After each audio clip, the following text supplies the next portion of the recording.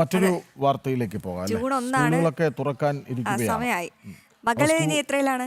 മകളിനി 8ാം ക്ലാസ്സിലാണ്. 8ാം ക്ലാസ്സിലാണ്. പുതിയ സ്കൂളിലേക്കാണോ അതോ പഴയ? അല്ലല്ല, പഴയ സ്കൂള് തന്നെയാണ്. അവളുടെ രണ്ടാമത്തെ സ്കൂൾ. അതായത് LP പഠനം ഒരു സ്കൂളിൽ, ഇനി പിന്നീട് UP പഠനം ഒരു സ്കൂളിൽ തന്നെ തുടർച്ചയായി പോകണം. അപ്പം ഒരുക്കങ്ങളിലാണ്. ഈ ജൂൺ ഒന്നിങ്ങ് എത്തിയെങ്കിൽ എന്ന് ഇടയ്ക്കിടെ പറയും. ഒരു അവധി കിട്ടിയാൽ മതി എന്നാണ്. ശരി, അപ്പോൾ ഫിറ്റ്നസിൽ തട്ടി സംസ്ഥാനത്തെ സ്കൂളുകൾ. ജൂൺ ആദ്യവാരം സ്കൂളുകൾ തുറക്കുന്നതിൽ പ്രതിസന്ധിയുണ്ട്.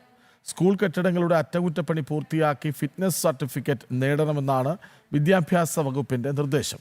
എന്നാൽ നിർദ്ദേശത്തിലെ അവ്യക്തതയും പ്രായോഗിക പ്രശ്നങ്ങളും കാരണം പ്രധാന അധ്യാപകർ അടക്കം വലയുകയാണ്. വിവരങ്ങളുമായി MS വീണ ഒപ്പം ചേരുന്നുണ്ട്. MS വീണ, എനിക്ക് കുറച്ചൊക്കെ ഈ സ്കൂളിലെ കാര്യങ്ങളൊക്കെ മനസ്സിലാക്കിയ ഒരാളാണ് ഞാൻ. ഈ പ്രധാന അധ്യാപകന് അല്ലെങ്കിൽ അധ്യാപികയ്ക്ക് ഏറെ പ്രതിസന്ധികളാണ്. അല്ലെങ്കിൽ തന്നെ ഒരു പ്രധാന ഹെഡ് മിസ്ട്രസ് അല്ലെങ്കിൽ ഹെഡ് മാസ്റ്റർ എന്ന് പറഞ്ഞാൽ വലിയ പ്രതിസന്ധിയാണ്. അവർക്ക് ആ സ്കൂളിൻ്റെ പ്രവർത്തനങ്ങളെ സുഗമമായി മുന്നോട്ട് കൊണ്ടുപോകാൻ സ്വന്തം കീശയിൽ നിന്ന് കാശെടുക്കേണ്ടി വരും. അത് കിട്ടണമെന്നില്ല.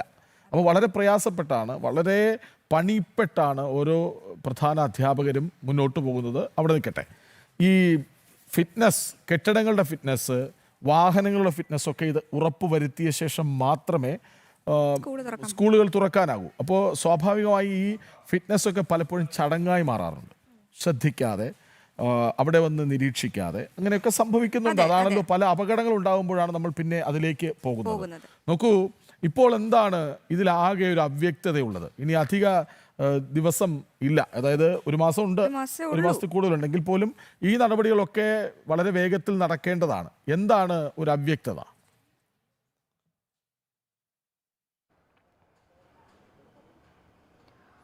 കൃഷ്ണരാജ, ഈ ഒരു മെയ് 30-നാണ്, അതായത് ജൂൺ 1-ന് സ്കൂൾ തുറക്കുന്നു. പക്ഷേ മെയ് 30-ന് സംസ്ഥാനത്തെ എല്ലാ സ്കൂളുകളും ഫിറ്റ്നസ് സർട്ടിഫിക്കറ്റ് ഉറപ്പാക്കണമെന്നുള്ളൊരു നിർദ്ദേശമാണ് നൽകിയിരിക്കുന്നത്. നമുക്കറിയാം, ഈ സ്കൂളുകളെ സംബന്ധിച്ചിടത്തോളം ചിലയിടത്ത് കാലപ്പഴക്കം ചെന്ന കെട്ടിടമുണ്ട്. ഒപ്പം തന്നെ ആ കെട്ടിടത്തിൻ്റെ സുരക്ഷ, ഒപ്പം തന്നെ വൈദ്യുതി കടന്നു പോകുന്നതിൻ്റെ സുരക്ഷ, ഒപ്പം തന്നെ ക്ലാസിൻ്റെ അകത്തുള്ള ആ കെട്ടിടത്തിൻ്റെ ഒപ്പം തന്നെ വയറിങ്ങിലുള്ള കാര്യങ്ങൾ വനം വകുപ്പ് അടക്കം അവിടെ എത്തി പരിശോധന നടത്തേണ്ട സാഹചര്യമുണ്ട്. കാരണം നമ്മുടെ മുമ്പിൽ ഇതിനു മുമ്പ് അത്തരത്തിലുള്ള സമാനമായ അപകടങ്ങൾ നടന്നൊരു സംഭവമുണ്ട്.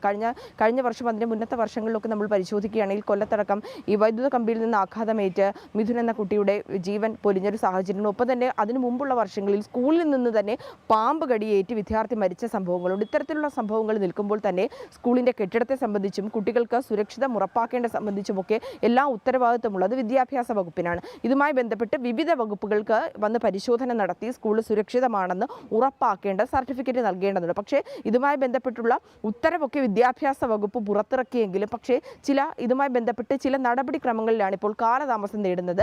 നിലവിൽ ഇപ്പോൾ നമ്മൾ നോക്കുകയാണെങ്കിൽ ആദ്യത്തെ മാസം കഴിയാറായി, അതായത് ഈ 2 മാസം വെക്കേഷൻ ടൈമാണ്. ഈ ഒരു വെക്കേഷൻ ടൈമിൽ തന്നെയാണ് ഇതുമായി ബന്ധപ്പെട്ടുള്ള പരിശോധനകൾ നടത്തേണ്ടത്. ഇപ്പോൾ ആദ്യത്തെ മാസം പിന്നിടുന്നു. ഇനി കൃത്യമായി പറഞ്ഞു കഴിഞ്ഞാൽ വളരെ ചുരുങ്ങിയ ദിവസം മാത്രമേ ഉള്ളൂ. അതിൽ ഓരോ വകുപ്പും സ്കൂളിലെത്തി അതുമായി ബന്ധപ്പെട്ട് പരിശോധന നടത്തേണ്ടതുണ്ട്. ഈ വയറിംഗ് അടക്കം കടന്നു പോകുന്നത്, ലൈൻ കമ്പി അടക്കം കടന്നു പോകുന്നത്, ഒപ്പം തന്നെ കെട്ടിടത്തിൻ്റെ സുരക്ഷ, കാലപ്പഴക്കം, കുട്ടികൾ ആ ക്ലാസ്സിൽ ഇരിക്കുമ്പോൾ എന്തെങ്കിലും ബുദ്ധിമുട്ടുകൾ ഉണ്ടാകുമ്പോൾ ഇതുമായി ബന്ധപ്പെട്ട് വിവിധ വകുപ്പുകൾ പരിശോധന നടത്തേണ്ടത്. പക്ഷേ ഇതുമായി ബന്ധപ്പെട്ടുള്ള യാതൊരുവിധ നടപടികളും നിലവിൽ ആരംഭിച്ചിട്ടില്ല എന്നുള്ള വിവരങ്ങളാണ് പുറത്തു വരുന്നത്. കാരണം ബിൽഡിംഗ് കോഡ് അടക്കം പരിശോധിക്കുകയാണെങ്കിൽ 2016-ലെ പട്ടിക 7 പറഞ്ഞിരിക്കുന്നത് പോലെയാണ് ഈ കെട്ടിടത്തിൻ്റെ സുരക്ഷ സംബന്ധിച്ചിട്ടുള്ള പരിശോധിക്കുന്നത്. അതായത് കട്ടിളപ്പടികൾ, അതുപോലെ തന്നെ മേൽക്കൂര, അതുപോലെ തന്നെ മറ്റെന്തെങ്കിലും സ്ഥാപിച്ചിട്ടുണ്ടെങ്കിൽ, ക്ലാസ് മുറിയിൽ അധികം സ്ഥാപിച്ചിട്ടുണ്ടെങ്കിൽ അത് കുട്ടികൾക്ക് ദോഷമാകുന്ന രീതിയിൽ അല്ലെങ്കിൽ അപകടമാകുന്ന തരത്തിലാണോ എന്ന് പരിശോധന നടത്തണം. വാഹനങ്ങളുടെ അടക്കം പരിശോധന നടത്തുന്ന ഈ ഒരു സമയത്താണ്. പക്ഷേ ഇതുമായി ബന്ധപ്പെട്ടുള്ള പരിശോധനകൾ തുടങ്ങിയിട്ടില്ല എന്നുള്ളതാണ് ഏറ്റവും പ്രധാനപ്പെട്ട കാര്യം. ഈ വാഹനങ്ങളുടെ പരിശോധന, സ്കൂൾ ബസ്സിൻ്റെയൊക്കെ പരിശോധന ഏതാനും ദിവസങ്ങൾക്ക് മുമ്പ് ചിലയിടങ്ങളിൽ നടന്നിട്ടുണ്ടെങ്കിൽ പോലും സംസ്ഥാനത്ത് വ്യാപകമായ എത്തരത്തിൽ നടന്നിട്ടില്ല. ഈ കുട്ടികളെ അടക്കം ഈ ബസ്സുകളിലും ചെറിയ വാഹനങ്ങളിലുമൊക്കെ കുത്തി നിറച്ചുകൊണ്ട് യാത്ര ചെയ്യുന്ന സാഹചര്യങ്ങൾ നമ്മൾ കണ്ടിട്ടുണ്ട്. അപകടങ്ങളെ ക്ഷണിച്ചു വരുന്നത് നമ്മൾ കണ്ടിട്ടുള്ളതാണ്. അത്തരത്തിലുള്ള സാഹചര്യങ്ങൾ ഒഴിവാക്കുന്നതിന് വേണ്ടിയിട്ടാണ് വിദ്യാഭ്യാസ വകുപ്പ് ഇത്തരത്തിലുള്ള ഫിറ്റ്നസ് സർട്ടിഫിക്കറ്റ് ഉറപ്പാക്കണമെന്ന് പറയുന്നത്. പക്ഷേ ഈ ബിൽഡിങ്ങിൻ്റെ സുരക്ഷയിലടക്കം പരിശോധിക്കുന്നതെങ്കിൽ വേണമെങ്കിൽ ഈ 2016-ലെ ഈ പറഞ്ഞ പട്ടിക 7 പ്രകാരമുള്ള പരിശോധനയാണ് നടത്തേണ്ടത്. പക്ഷേ നമ്മൾ സംസ്ഥാനത്തെ ഭൂരിഭാഗം സ്കൂളുകളിൽ നോക്കുകയാണെങ്കിൽ 80% സ്കൂളുകളിലും ഈ ഒരു പട്ടികാക്രമത്തിൽ വരുന്നതല്ല. കാരണം കാലപ്പഴക്കം ചെന്നതുണ്ട്, അത് വീണ്ടും പുനർനിർമ്മിക്കേണ്ടതുണ്ട്. അതുമായി ബന്ധപ്പെട്ട് ഇത്തരത്തിൽ പട്ടികയിൽ ഉൾപ്പെടുത്തിയിട്ടില്ല എന്നുള്ള വിവരങ്ങളാണ് ലഭിക്കുന്നത്. അതിനാൽ തന്നെ ഈ ഒരു കുറഞ്ഞ ദിവസങ്ങൾക്കും തന്നെ പ്രധാന അധ്യാപികയ്ക്ക് അല്ലെങ്കിൽ അധ്യാപകന് എങ്ങനെയാണ് ഇതുമായി ബന്ധപ്പെട്ടുള്ള നിയമകാര്യങ്ങൾ കൂടി മറികടന്നുകൊണ്ട് ഈ ഫിറ്റ്നസ് സർട്ടിഫിക്കറ്റിൻ്റെ കാര്യങ്ങൾ പൂർത്തിയാക്കാൻ കഴിയുക എന്നുള്ളൊരു പ്രധാനപ്പെട്ട ചോദ്യമാണ് നിൽക്കുന്നത്. കാരണം ഇനി മെയ് 30 എന്നുള്ളത് വിരലിലെണ്ണാവുന്ന ദിവസങ്ങൾ മാത്രമേ ഉള്ളൂ. അപ്പോൾ വിവിധ വകുപ്പുകളിൽ അവിടെ എത്തി പരിശോധന നടത്തേണ്ട ഒരു സാഹചര്യമുണ്ട്. നമുക്കറിയാം സംസ്ഥാനത്ത് ഈ ചൂട് കടുത്തതോടുകൂടി ഈ സർപ്പങ്ങളുടെ ശല്യം വർദ്ധിച്ച സാഹചര്യമുണ്ട്. പാമ്പ് കടിയേറ്റ് കുട്ടികളുടെ ജീവനാണ് ഒരുപാട് പൊലിഞ്ഞിരിക്കുന്ന ഒരു സാഹചര്യമുണ്ട്. അപ്പോൾ ഇത്തരത്തിൽ സ്കൂളുകളിലടക്കം കാടുകളടക്കം വെട്ടിത്തെളിച്ചുകൊണ്ട് ക്ലാസ്സുകളിലടക്കം കൃത്യമായിട്ടുള്ള തറയിലും അതുപോലെ തന്നെ ചുമരുകളിലും അത്തരത്തിലുള്ള പരിശോധന നടത്തേണ്ടതുണ്ട്. മാത്രമല്ല ചെറിയ കുട്ടികളുടെ ക്ലാസ്സിലടക്കം ഈ ക്ലാസ്സിൻ്റെ അകത്തൊക്കെ ഇലക്ട്രിക് KSEB അടക്കമുള്ള വയറിംഗ് കണക്ഷൻ ചെയ്തിട്ടുണ്ടെങ്കിൽ അത് കുട്ടികൾക്ക് അപകടം വരുന്ന രീതിയിലാണ്. ഒരുപാട് കടമ്പകൾ കടക്കണം. കാരണം ജൂൺ 1 ഈ കുരുന്നുകൾ സ്കൂളിലേക്ക് എത്തുമ്പോൾ അവർക്ക് സുരക്ഷിതമായ ഒരു അന്തരീക്ഷം, ഒരു സാഹചര്യം, അവർക്ക് പഠിക്കാൻ മെച്ചപ്പെട്ട രീതിയിലുള്ള സൗകര്യങ്ങളെല്ലാം ഒരുക്കേണ്ടതാണ്. പലപ്പോഴും ഓരോ അപകടങ്ങൾ ഉണ്ടാകുമ്പോഴാണ് നമ്മൾ ഫിറ്റ്നസ് ഉണ്ടോ, വാഹനത്തിന് ഫിറ്റ്നസ് ഉണ്ടോ, ബ്രേക്ക് ഉണ്ടോ, ടയർ പുതിയ തന്നെയാണോ ഉപയോഗിച്ചത് എന്നൊക്കെയുള്ള ചോദ്യങ്ങളിലേക്ക് നമ്മൾ പോകുന്നത് നമ്മൾ അപ്പോഴാണ്. അപ്പോൾ ദുരന്തങ്ങൾ വരാതിരിക്കണം, അതിനായി ഫിറ്റ്നസ് നടപടിക്രമങ്ങൾ കൃത്യമായി പൂർത്തിയാക്കണം. സർക്കാർ അതിന് മുന്നിട്ടിറങ്ങിയേ പറ്റൂ. അവ്യക്തത പാടില്ല. നിർദ്ദേശങ്ങൾ തന്നെ നൽകണം. പലപ്പോഴും നമുക്കറിയാം ഈ ഉച്ചക്കഞ്ഞിക്കൊക്കെ പല അധ്യാപകരും കയ്യിൽ നിന്ന് കാശിട്ടാണ് ആ ഉച്ചക്കഞ്ഞി തയ്യാറാക്കുന്ന ആ ഭക്ഷണം കഞ്ഞിയില്ല ഇപ്പോൾ ഉച്ചഭക്ഷണം അവർക്ക് നൽകുന്നത്. അപ്പോൾ ഏതായാലും ഈ അവ്യക്തത സർക്കാർ എത്രയും പെട്ടെന്ന് മാറ്റിയേ മതിയാകൂ.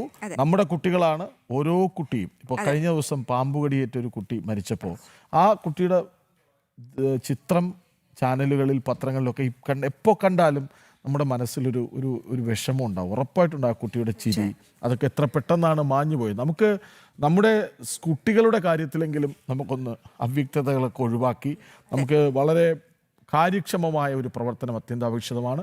ഈ വാർത്ത സർക്കാരിന് മുന്നിൽ സമർപ്പിക്കുന്നു, വിദ്യാഭ്യാസ വകുപ്പിന് സമർപ്പിക്കുന്നു, മന്ത്രി വി ശിവൻകുട്ടിക്ക് സമർപ്പിക്കുന്നു.